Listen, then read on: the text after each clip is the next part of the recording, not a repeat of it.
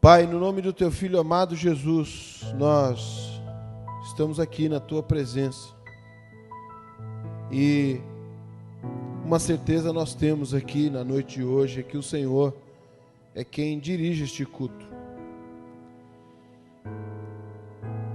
Eu Te louvo, Deus, pois quando estamos aqui, mesmo em meio a tantos problemas e dificuldades, nós sentimos a Tua presença. Senhor, e a minha oração diária é que o Senhor não deixe de estar conosco. Que todas as vezes que nós nos reunimos aqui, que haja um mover da Tua presença, que haja um mover da Tua palavra, que haja transformação de vida. Senhor, eu Te louvo, Pai, por estar aqui e peço ao Senhor, usa a minha vida apesar de mim, apesar dos meus erros, dos meus pecados, que são grandes diante do Senhor, que é um Deus santo. Mas eu quero pedir ao Senhor que o Senhor me use aqui para ministrar esta dura mensagem. Uma mensagem ao qual eu temi de pregar. E ao terminar a primeira parte, no último domingo, 2 almas decidiram seguir ao Senhor. E o Senhor me disse, aquilo que eu colocar na tua boca, fale, pois não é a tua palavra, não é a palavra desta igreja, é a minha palavra. Senhor, abençoe a cada família aqui representada, abençoa aqui, Senhor, todos que estão aqui, os que não puderam estar, os que talvez até nem desejaram estar, que a tua bênção também esteja sobre a vida deles. Eu Te louvo, Senhor, por ser um pregador da tua palavra. Eu poderia ser qualquer outra coisa, mas o Senhor me escolheu e eu decidi ouvir o Teu chamado. Não tem sido fácil, não tem sido tranquilo, mas eu mantenho o meu ânimo, Senhor, a minha fé no Senhor, pois eu sei que o Senhor venceu e o Senhor é o meu alvo. Pai, eu peço a Tua ação aqui nesta noite, no nome de Jesus. Quem crê, diga amém. Deus abençoe sua vida. Na última semana eu preguei aqui, talvez até hoje, para quem não sabe, eu falo pouco de mim. Eu prego desde novembro de 2007. Casei em 2007, né? Desde novembro de 2007, quando eu fui convidado pelo pastor Manuel Araújo, ele me parou no corredor da igreja, falou, olha, Rufo, eu vou começar uma campanha na congregação que eu dirijo, e Deus falou para mim que você é que vai pregar lá.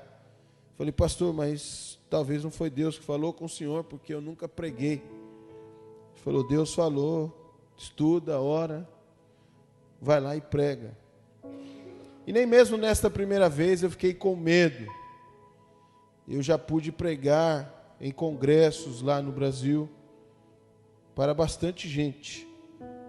E o número de pessoas também não me assustou, não me fez ter medo.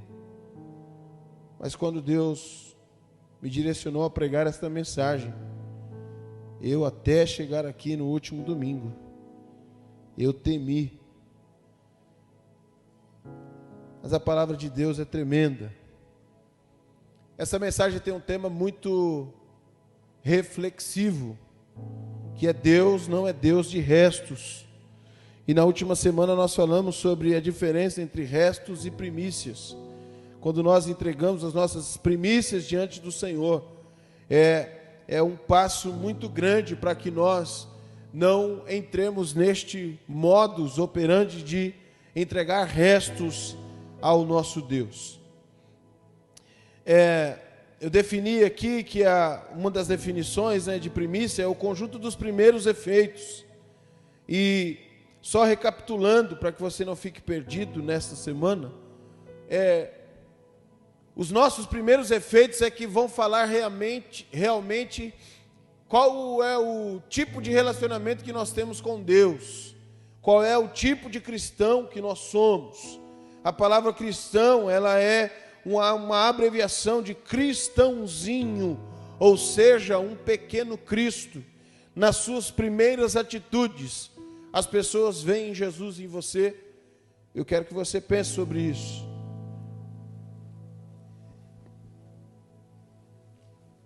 Eu trouxe aqui uma taça bonita e uma taça toda esfarelada já, quebrada. E foi unânime. Ninguém quer oferecer uma taça quebrada a ninguém. Ninguém quer receber de volta uma taça quebrada. O que me chamou a atenção é que Deus me deu primeiro o título, falando ao meu coração: Rufo, eu não sou um Deus de restos. Mas quando a palavra do Senhor veio até a minha mente, aí eu fiquei estarrecido. Abra aí a sua Bíblia em Malaquias, capítulo de número 1, a partir do versículo de número 6. Que diz assim: o filho honra o seu pai, e o servo o seu senhor. Se eu sou o pai, onde está a honra que me é devida? Se eu sou o Senhor, onde está o temor que me devem? Pergunta o Senhor dos Exércitos a vocês, sacerdotes. São vocês que desprezam o meu nome, mas vocês perguntam: de que maneira desprezamos o teu nome? Nós vemos aqui, eu preciso só contextualizar você. O povo de Israel está saindo de 70 anos em que eles foram escravos da Babilônia. São 70 anos que eles estão ali trabalhando para comer, trabalhando para sobreviver. E é preciso e necessário, obrigado, filho, entender que na maior parte dos exemplos de escravidão da Bíblia, não é a escravidão que nós estamos acostumados a estudar na história. Esta escravidão descrita aqui é uma escravidão de não ter a opção de ir embora. É a escravidão de você estar em um país e você não pode sair deste lugar. Você não pode ficar sem trabalhar. Você não pode ficar neste lugar por livre e espontânea vontade. Isso me faz entender, e talvez seja por isso que Deus me ministrou esta palavra. Nós precisamos, como imigrantes neste país, jamais aceitar este espírito de prisão, este espírito de escravidão. E quando você estuda a história do povo de Israel, a primeira coisa que eles abandonam quando eles estão na escravidão é a qualidade de culto que eles oferecem ao Senhor. Eu não sei se vocês já pararam para reparar, quando aparecem os vídeos lá da muralha, dos muros das lamentações lá em Jerusalém, em que eles cantam louvores, eles param a tempo e a hora, não importa quem esteja do lado, e eles mexem para um lado e para o outro, outros para frente e para trás, outros andam em círculo, outros querem manifestar algo a Deus. Não existe um modelo de culto melhor do que o judeu. Eu me lembro de um pastor contando e perguntando lá no Muro das Lamentações, e conversando com o tradutor, falou: não precisa disso para adorar a Jesus, não precisa de movimentar tanto para falar com Deus. E o tradutor judeu disse a ele: eu acho melhor você não opinar. Você serve a Jesus, vocês só sabem o que é adoração por 2000 anos. Nós estamos adorando a Deus há muito mais tempo do que vocês. E quando eles estavam presos, cativos, a primeira coisa que ia embora da vida do povo de Israel era a qualidade do culto ao Senhor.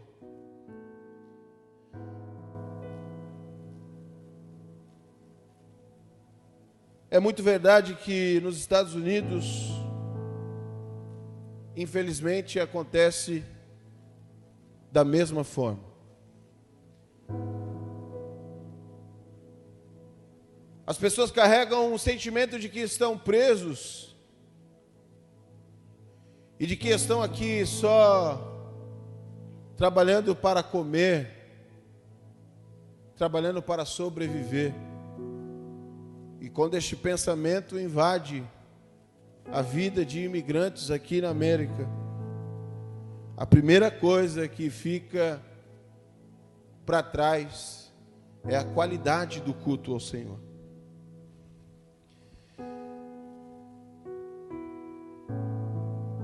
Essa repreensão que Deus faz é aos sacerdotes. E aí eu te pergunto, se o sacerdote está desta maneira, imagina o povo. Todas as vezes que eu vou mudar as lideranças aqui na igreja, eu repito as mesmas frases. Corram muito, porque se você correr, o povo anda. Se vocês andarem, o povo senta. Se vocês sentarem, o povo deita. Se vocês deitarem, o povo morre. É preciso entender que a repressão que Deus faz em Malaquias capítulo 1 é aos sacerdotes. E neste tempo eles estão vivendo juras de amor com o governador que os libertou, que é Ciro. E olha o que Deus fala aqui na palavra dele. Olha, vocês falam que eu sou pai de vocês. Vocês falam que eu sou o Senhor de vocês.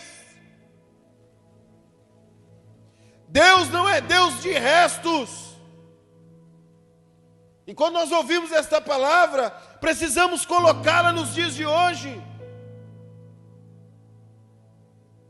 Eu sou de um tempo em que a ação número 1 do diabo era arrancar os crentes de dentro da igreja e oferecer a eles o banquete do mundo. E eu, irmãos, eu sou um termo bem pejorativo, né? Eu sou ratinho de igreja. Eu não sei me comportar em outro lugar. E me chocou muito quando eu ouvi um pastor falando de púlpito. Irmão, esses pastores que falam para você que o mundo é ruim, que se entregar para as coisas do mundo é ruim, é tudo mentira. É bom. Porque se não fosse bom, não tinha tanta gente lá. Recentemente nós recebemos aqui o pastor Paulo Locatelli. E o pastor Paulo falou que nós temos apenas 1,5 bilhão de pessoas que são cristãs no mundo. E eu estou estudando e fala sobre o cristianismo no mundo, uma das matérias. E este número está lá também, em uma faculdade muito reconhecida aqui nos Estados Unidos. 1,7 bilhão de pessoas são cristãos. Nestes cristãos estão inclusos os ortodoxos, os anglicanos, os católicos, evangélicos, espíritas, todas as religiões que usam a Bíblia e creem no cristianismo. Nós somos mais de 8 bilhões de pessoas. Se o mundo não oferecesse nada, essas pessoas não estariam lá fora. E eu vejo que, apesar do mundo ser bom, apesar daquilo que agrada os nossos olhos estar no mundo, apesar de que a nossa natureza às vezes fica tendenciosa para as coisas que acontecem e existem lá no mundo, nós vemos que o diabo mudou a estratégia dele, ou usou a mesma estratégia para este tempo. Eu vou ler de novo. Se eu sou o pai de vocês, aonde está a minha honra que me é devida? E se eu sou o Senhor de vocês, onde está o temor que vocês me devem? Pastor, eu não estou entendendo muito bem. Eu tenho certeza que se esse povo tivesse desviado dos caminhos do Senhor, Deus ia falar para eles: arrependam-se deste caminho e voltem para o meu caminho. Mas o povo de Israel estava perdido e pensando: não, nós somos filhos de Deus, nós estamos entregando qualquer coisa para Ele, mas nós continuamos dizendo que Ele é o nosso Senhor. Deus não está preocupado comigo, tem muita gente boa servindo a Ele, eu estou tranquilo, estou servindo a Deus. Ele é o meu Pai, Ele é o meu Senhor.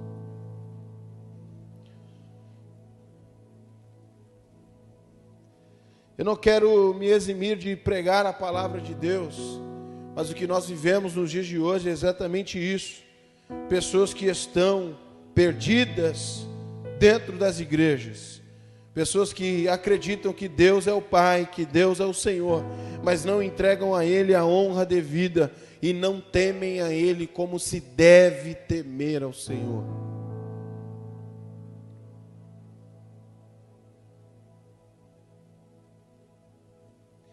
Outra coisa que eu acho muito interessante é que Deus fala: vocês agem desse jeito que vocês estão agindo aí. Vocês me perguntam: mas aonde é que eu estou errando com o Senhor? Aonde eu estou desprezando o Senhor?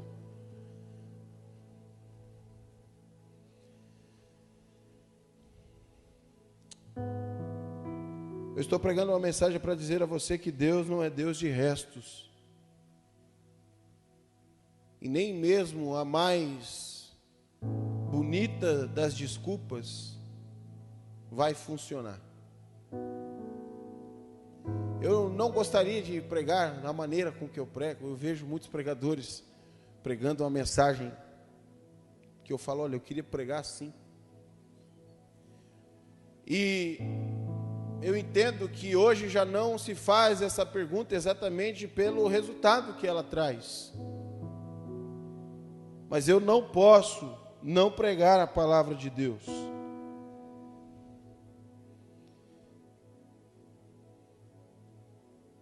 Eu quero que você se pergunte hoje: você está oferecendo o seu melhor ao Senhor? O melhor da sua devoção, o melhor da sua adoração, o melhor do seu tempo? Eu repeti isso várias vezes semana passada e eu vou falar hoje mais algumas vezes. Eu não estou falando da Assembleia de Deus Washington DC. Eu não estou falando do pastor Rufo. Eu estou falando de Deus.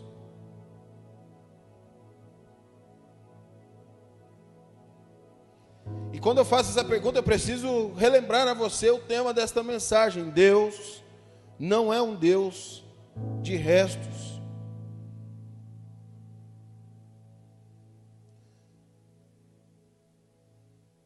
Se Deus é o nosso Pai,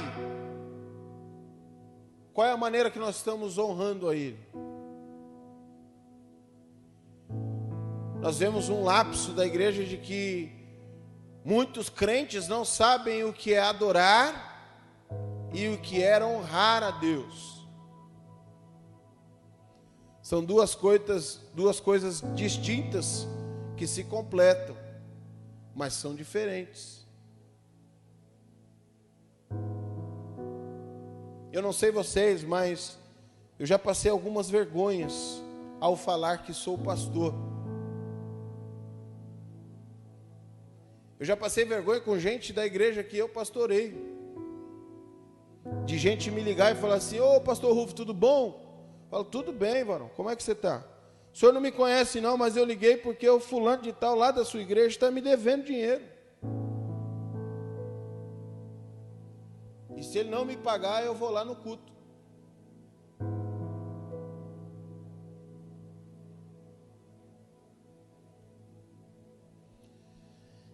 A palavra de Deus, ela é simples e objetiva, eu entendo assim. E Jesus, falando sobre adorar a Deus, ele falou assim: olha, é tão simples. Como que vocês podem falar que amam a Deus se vocês não amam o seu irmão que você vê? Se você não ama o seu irmão que você está vendo ele, como é que você vai adorar a Deus? Como é que você vai amar a Deus que você não está vendo?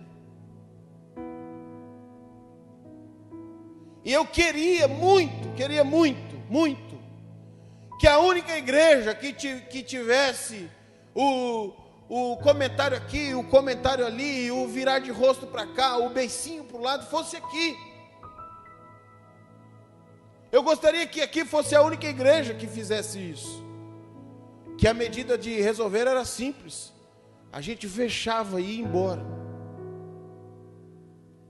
Agora a verdade é que os cristãos, eles não conseguem entender que se ele não ama o irmão do lado, talvez ele esteja entregando só restos para Deus. E eu quero lembrar a você, Deus não é Deus de restos.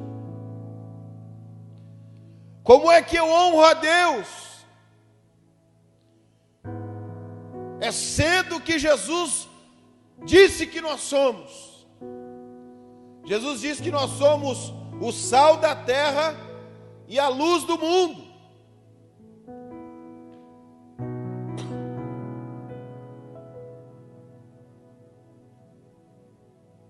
E ser sal da terra e luz do mundo não é ser um crentão quadradão santarrão. Não é isso. Nunca foi.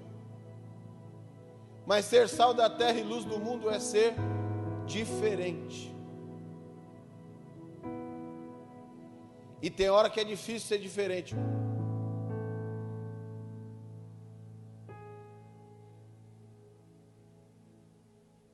Você está na praia lá, começa a tocar umas músicas lá, irmão. O pé fica dançando sozinho. Até eu que não sei dançar, dança sozinho.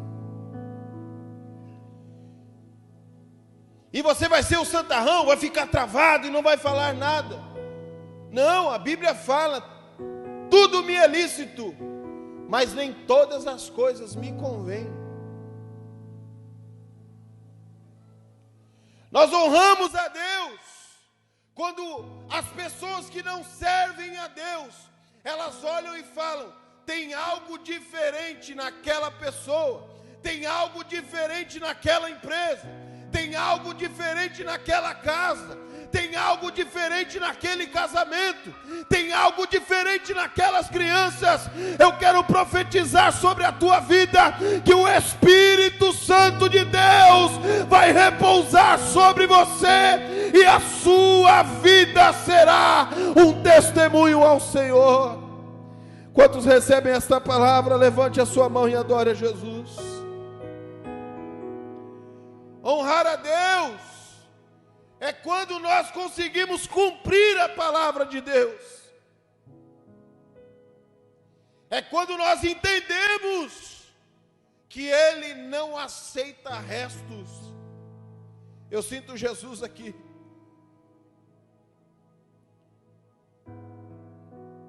Eu não estou dizendo que você tem que estar com a sua vida organizada, que você tem que estar com tudo certinho. Não é nada disso. Se você é o caco, o resto, você vai juntar esse resto e falar: Jesus, eu estou só o resto, mas esse aqui é o meu melhor. Reconstrói, faz de mim um vaso novo, faz de mim um adorador ao Senhor. Hoje eu estou fraco, estou caído, mas eu vim te adorar. Eu sinto Jesus aqui.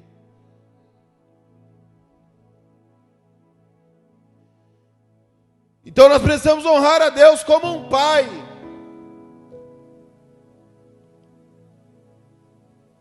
E é triste quando você vê filho desonrando a pai.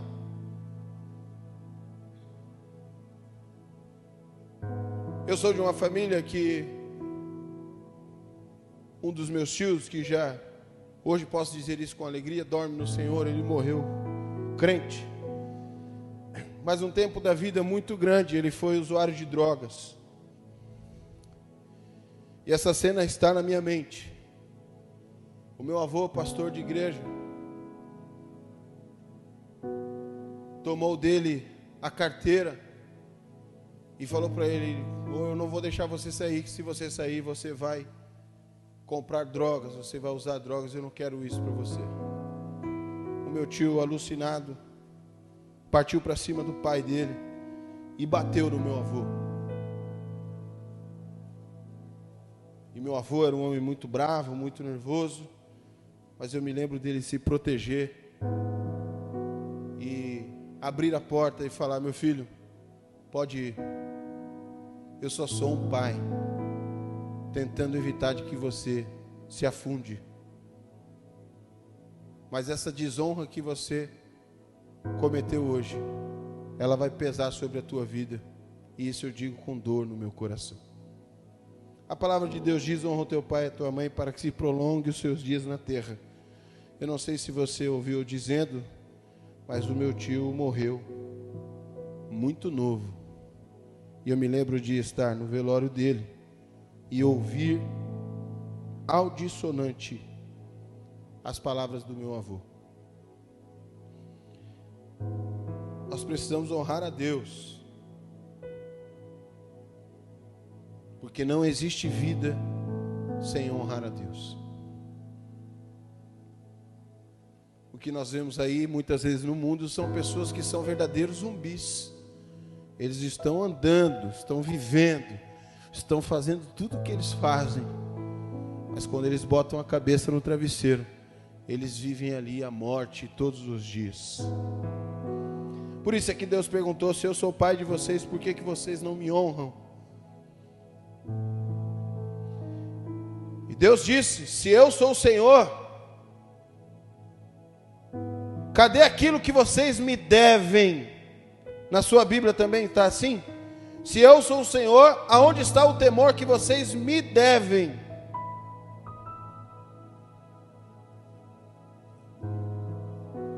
Essa palavra, irmão, vai totalmente contrária ao evangelho que é pregado hoje.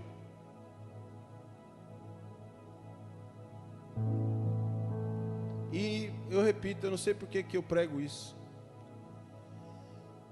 Mas quando nós chamamos Deus de Pai e de Senhor, nós devemos. É isso que está escrito aqui na minha Bíblia. Se eu sou o Senhor, aonde está o temor que vocês me devem? Salomão, quando vai falar sobre temor, ele fala: ora, o temor ao Senhor é o princípio da sabedoria. Quando nós não temos temor a Deus, automaticamente se traduz para que Ele não é o seu Senhor.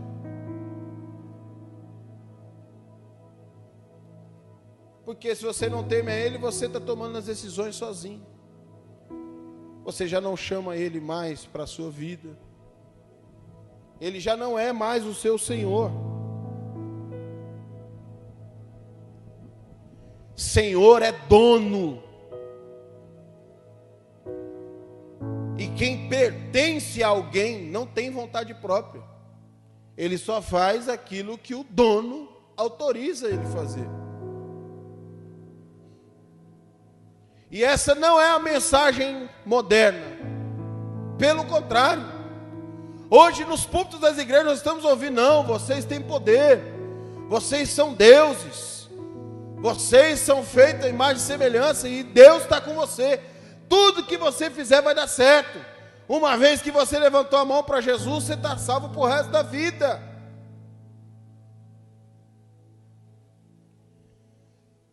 Se isso é verdade, precisamos rasgar Malaquias capítulo 1 e jogar fora. Se eu sou o Senhor, cadê o temor que vocês me devem? E Deus não está fazendo isso para se auto-reafirmar Deus dos deuses. A Bíblia diz: antes que houvesse dia, eu sou. A palavra de Deus diz que Ele é o alfa e o ômega, o princípio e o fim. Ele está falando sobre ser Senhor e cobrar destes sacerdotes o temor que eles deviam, e completamente porque Deus está dizendo a eles: eu não aceito somente o resto.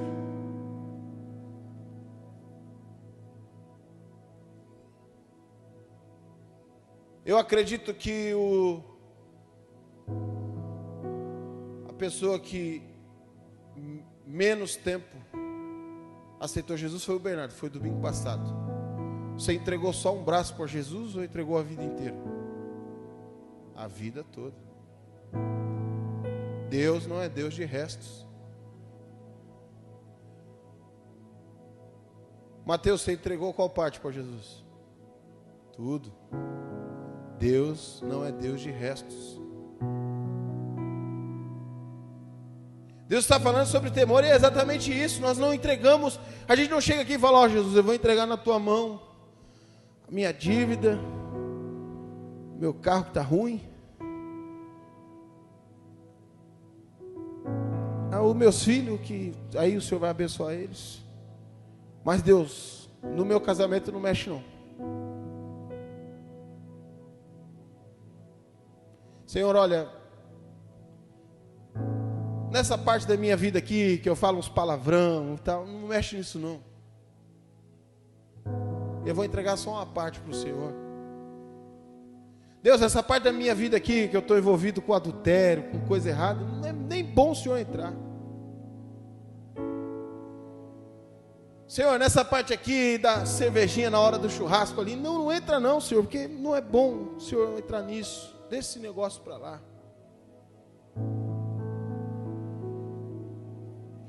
Eu quero dizer a você que quando Deus cobrou deste povo o temor, é porque Deus quer a totalidade.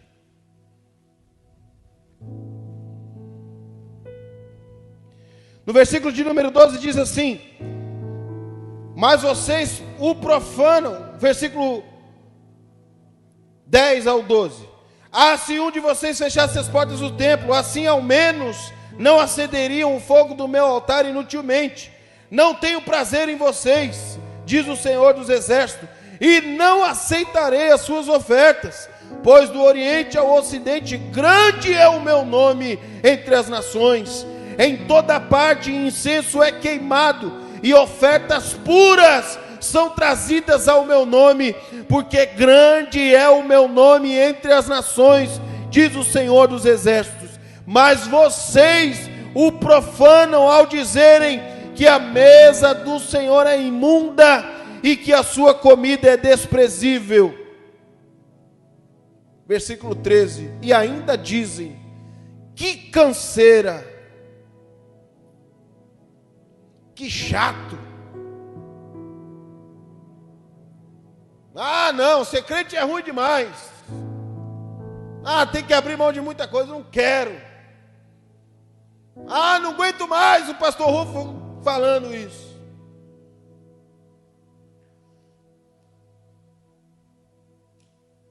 Eu acho muito interessante que Deus fala: olha, eu não vou aceitar a oferta de vocês não.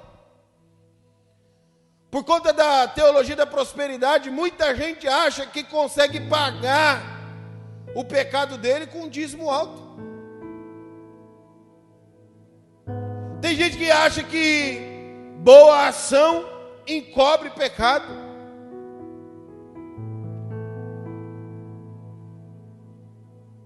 Eu tive um patrão que todas as vezes que ele errava, ou no trato, ou na palavra, quando ele cometia algum erro, podia contar as horas, o presente vinha. E um dia eu questionei ele e falei: não tem condição, mano. Você erra e aí, em vez de você pedir desculpa, você vai lá e gasta dinheiro. Ele falou: não, mas as pessoas precisam entender que esse aí é o meu pedido de desculpa. Eu falei: não, você tem que pedir desculpa. Eu falei: a partir de hoje, quando você errar comigo, você vai pedir desculpa. Deu umas 2 semanas, ele comprou um iPad para mim. Eu falei: entendi a sua mensagem. Obrigado.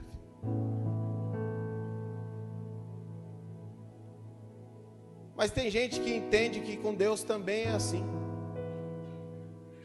Quando você desliza para cá ou desliza para lá, você vai lá e faz um culto para Deus, faz alguma coisa para o Senhor.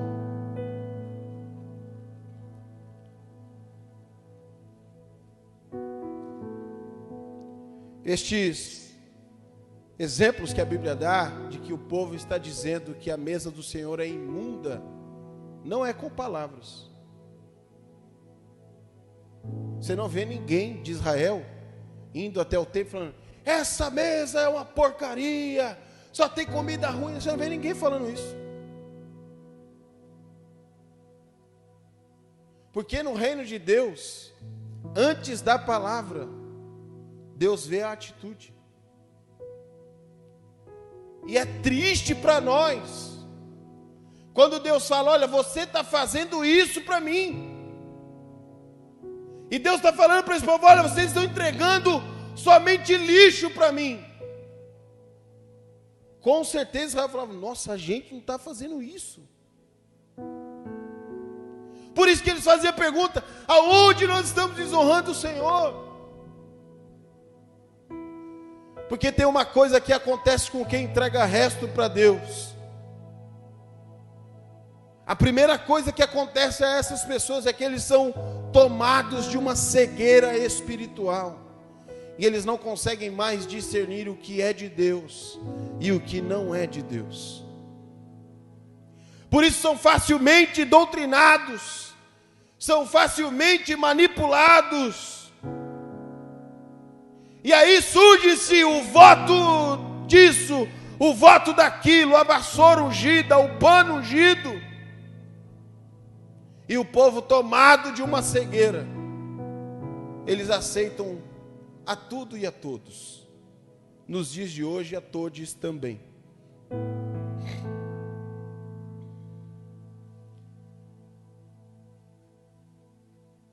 Mas quando Deus está falando de uma mesa impura, e uma mesa desprezível, uma comida desprezível, Deus está falando de uma atitude. Sabe quando a igreja é só mais um lugar que você foi?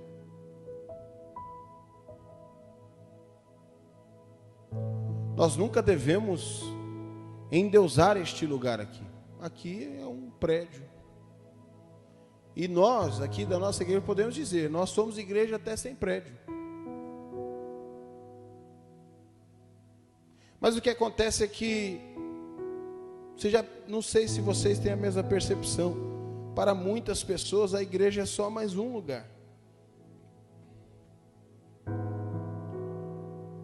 Sabe quando você já disse ou pensou: eu prefiro os amigos do mundo do que o povo da igreja? Cuidado. Isso pode ser uma cegueira espiritual em você. Sabe quando o culto pode ser substituído por qualquer coisa? E qualquer coisa mesmo.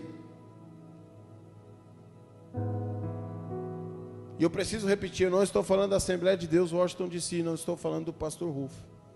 Eu estou falando daquilo que você entrega a Deus.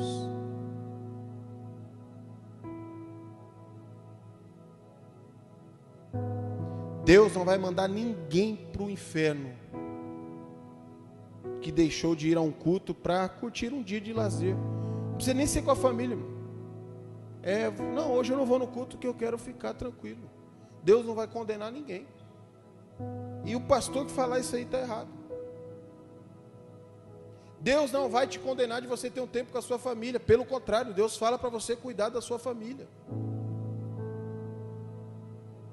Deus não vai fazer, a não ser que seja algo da soberania dele, nascer dinheiro na sua casa. Então você tem que trabalhar. Deus não vai te condenar quando você estiver no trabalho e não poder estar no culto. Agora você precisa entender que quando o culto ao Senhor é substituído por qualquer coisa, talvez você esteja entregando restos a Deus. E Deus não é Deus de restos. Sabe quando entramos e saímos do... Eu particularmente nunca vivi isso, mas daqui, irmão, eu vejo muita coisa. Então se fosse você, eu dava um sorrisão agora para você. Aí já não fica sendo você. Tá todo mundo sorrindo aí? Dá um sorriso aí, Douglas. Isso. Sabe quando entramos e saímos do culto com a cara e com o coração também fechado?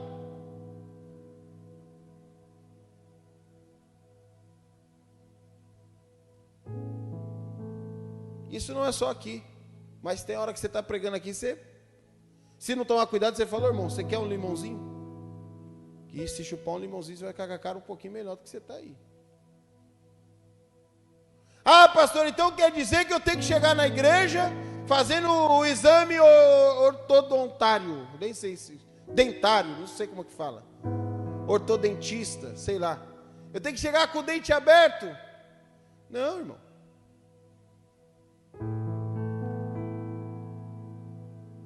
O evangelista Guilherme falou hoje aqui, orando, que a presença de Deus em nós aformoseia o nosso rosto. Está assim de crente feio, irmão. Porque ele não tem a presença de Deus. Agora está assim de crente bonito, bonito, bonito, bonito. Porque ele está cheio da presença de Deus.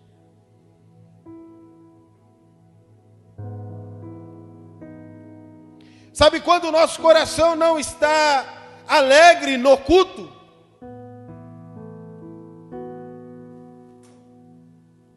Eu já tive a decepção de ouvir de um crente, ou mais especificamente de uma crente: ai, pastor, eu até gosto da igreja, mas eu tenho que ser sincera, eu tenho saudade de quando eu estava no pagode. É legal demais. Eu tenho saudade.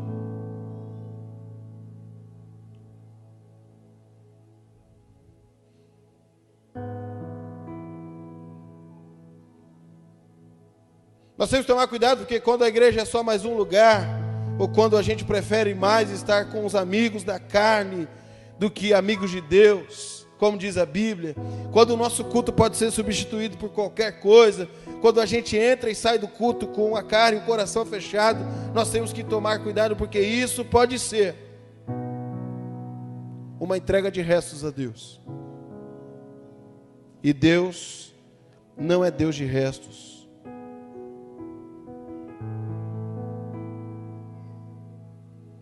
Na igreja de imigrantes especificamente, é uma igreja que tem muitas reclamações, todas elas com razão. Todas elas com razão. Mas eu tenho algumas perguntas que eu escrevi aqui. Quem é maior? Os problemas da igreja ou o Deus da igreja? O irmão que ainda não está no estágio de crente melhor que o seu, ou Deus? Quem é maior? O churrasco, as festas, as férias, a dor, o desânimo, ou Deus? Quem é maior? As tristezas, as decepções com pessoas, ou Deus? Quem é maior?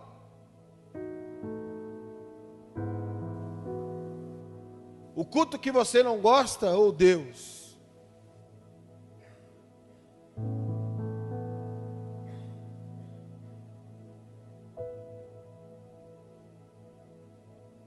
Quando a Bíblia fala em Malaquias capítulo 1 sobre a mesa, Deus está falando sobre o culto. E lá em Salmos, no número 133, fala: quão bom e quão suave é que os irmãos vivam em união, pois essa união exala um cheiro para as narinas de Deus, e um cheiro que agrada, um cheiro que chama atenção.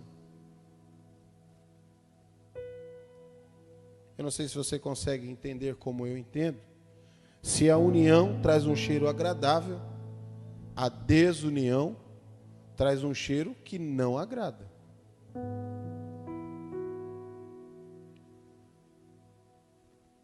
E dura coisa é, irmão, você andar num lugar que tem um cheiro ruim.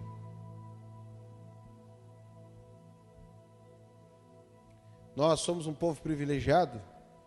O brasileiro é um dos únicos povos do mundo que toma banho todo dia. E mais de um banho por dia. E tem umas nações aqui, irmão, que é difícil você ser amigo deles, viu? Porque não dá para ficar. Tem que evangelizar 30 segundos. Falar Jesus te ama e tchau. O cheiro é muito forte.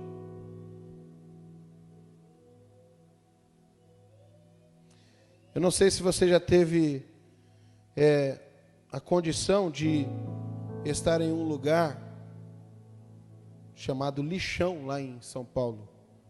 De vez em quando o meu pai ia jogar lixo lá e fica saindo um fogo dos gases dos lixos assim. É impossível de ficar lá. O único problema é que tem trabalhadores lá. E eles não usam máscara. A roupa dele está com o cheiro daquela imundícia. A pele dele já está com aquele cheiro. É porque a igreja que anda desunida, ele já se acostumou com o mau cheiro. E ele começa a achar estranho quando tem um cheiro bom. E quando nós acostumamos a entregar restos para o Senhor, é como se nós estivéssemos exalando um mau cheiro na presença de Deus. Tem muito culto evangélico que ofende a Deus. E eu sou um pastor, irmão, que para defender o evangelho defende até o cara que está errado. Porque no mundo eles são assim, irmão, eles se juntam ali e não tem jeito. Mas a verdade é que tem muito culto evangélico que está ofendendo a Deus antes de honrar a Deus. Quando usamos o microfone da igreja para apontar o A, o B e o C. E no Brasil é normal. E aqui agora se tornou normal também. Você pega o púlpito da igreja para passar aquilo que você pensa que é certo. Púlpito de igreja é lugar de se pregar a palavra de Deus. E nós precisamos entender isso. Porque se nós não fazemos dessa forma, é como entregar restos a Deus. Malaquias 1:8 diz: e quando ofereceis animais cegos, isso não é mal? E quando vocês oferecem animal coxo ou doente, isso não é ruim?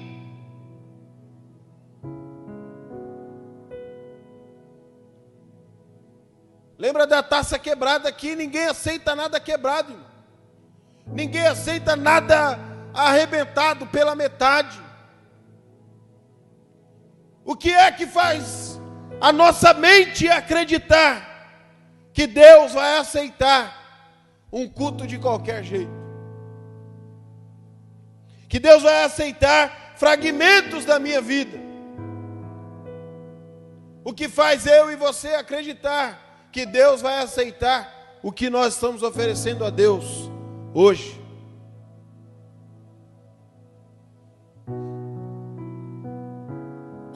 Tem gente que é muito bom de culto, só que para ele tinha que ter culto todo dia.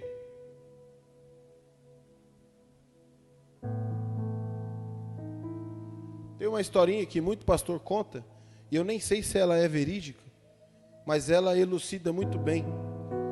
Que uma criancinha chegou para o pastor da igreja e falou: pastor, não tem como o senhor fazer uma casa para minha família aqui na igreja? O pastor falou: não dá, o terreno da igreja não comporta. Não, pastor, não estou falando fora da igreja, não, estou falando aqui dentro da igreja. Que às vezes já no estacionamento já não é tão bom. Tem que ser dentro do templo, pastor. E o pastor falou: por que você está me perguntando isso? Ele falou: pastor, porque aqui o papai não fala palavrão. Aqui a mamãe também não grita, o pai e a mãe não brigam. Aqui a nossa família é perfeita.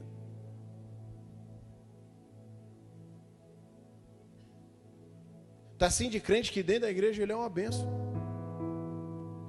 E ele entende que esses minutos que ele ficou aqui, tá bom. Na segunda-feira, cada um por si, Deus contra todos. Deus não te chamou para entregar restos para Ele. Deus te chamou para entregar você por inteiro. Na segunda, na terça, na quarta. janeiro, fevereiro, março, abril, 2023, 2024, até Jesus voltar.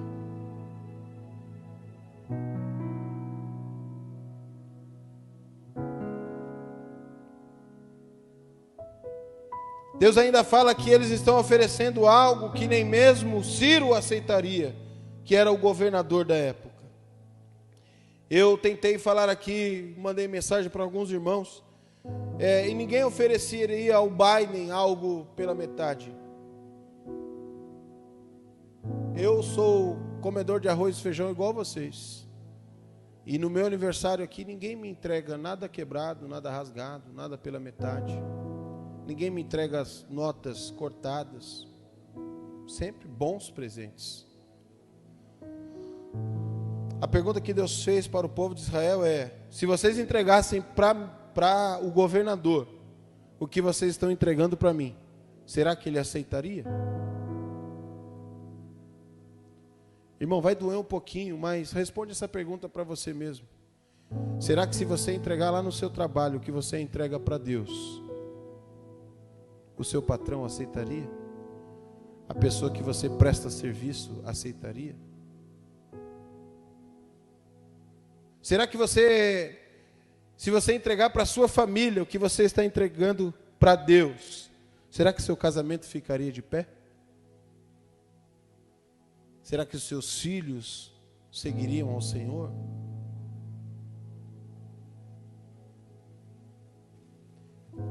Será que se você oferecer às pessoas o que você oferece a Deus, será que elas aceitariam? A verdade é que muitas das respostas é não. E o difícil de responder não para essas perguntas é que daí entenderemos que estamos entregando restos a Deus. E Deus não é Deus de restos. Agora é muito importante que em Malaquias, no capítulo 1, versículo 9, Deus chama o povo ao arrependimento. Rogo-vos que supliqueis o favor de Deus, para que Ele se compadeça de nós. Agora, pois, suplicai o favor de Deus, para que Ele tenha compaixão de nós. Mas com tal oferta nas mãos, aceitará Ele a vossa pessoa. O grupo de louvor já pode vir para cá.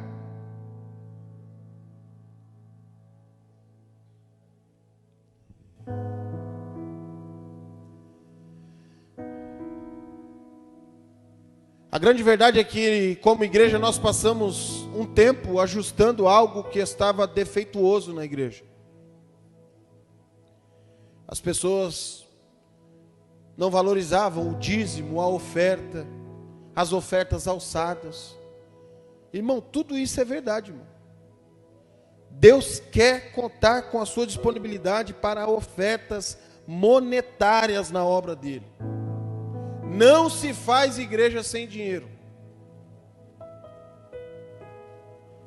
Deus está contando com o seu dinheiro. Deus está contando com você. Isso é uma verdade. Agora olha a pergunta que é feita aqui no versículo 9. Vindo vocês com essas ofertas nas mãos, será que Deus aceitará você?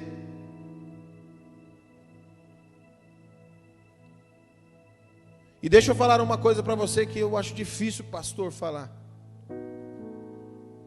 A oferta que você traz na mão compra posição na igreja.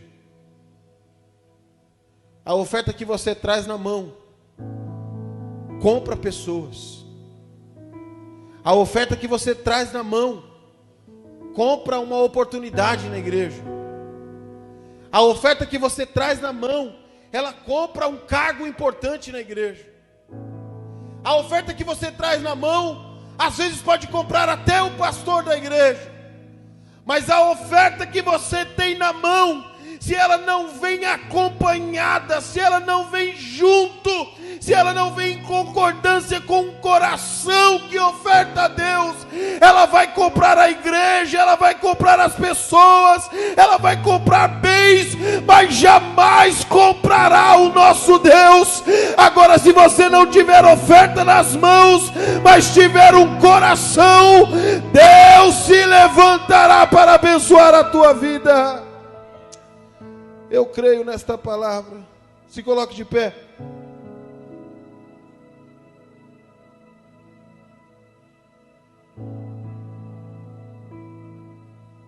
Daí faz sentido quando lemos lá em Malaquias no capítulo 3 e o versículo 10, que ele fala: trazei todo dízimo à casa do tesouro, para que haja mantimento. E eu vi uma ministração muito poderosa, que a Bíblia fala mantimento, não é manutenção. Manutenção, irmão, eu creio num Deus, que é Ele que mantém a igreja. Não é o pastor Rufo, não é o evangelista Guilherme, não é o seu dízimo, não é a sua oferta. Quem mantém a igreja é Deus.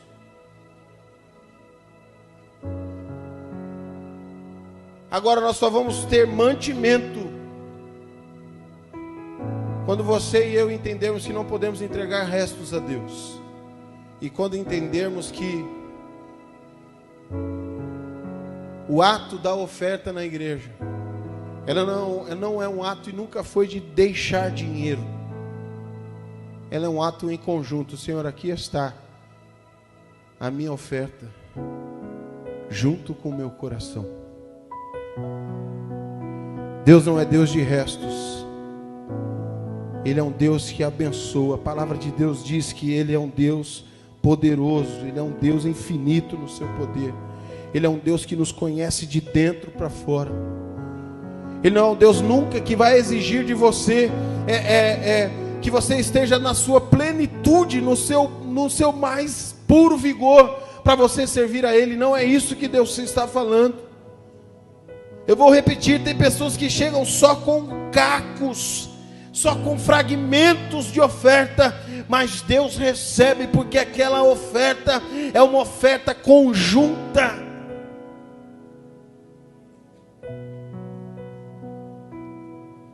A única coisa que Deus está falando para o povo de Israel é: olha, não se preocupe com a oferta, não se preocupe com a manutenção. Jesus está falando aqui nessa noite: não se preocupe como é que vai ser o seu amanhã, mas se preocupe todos os dias em entregar o seu melhor a Deus.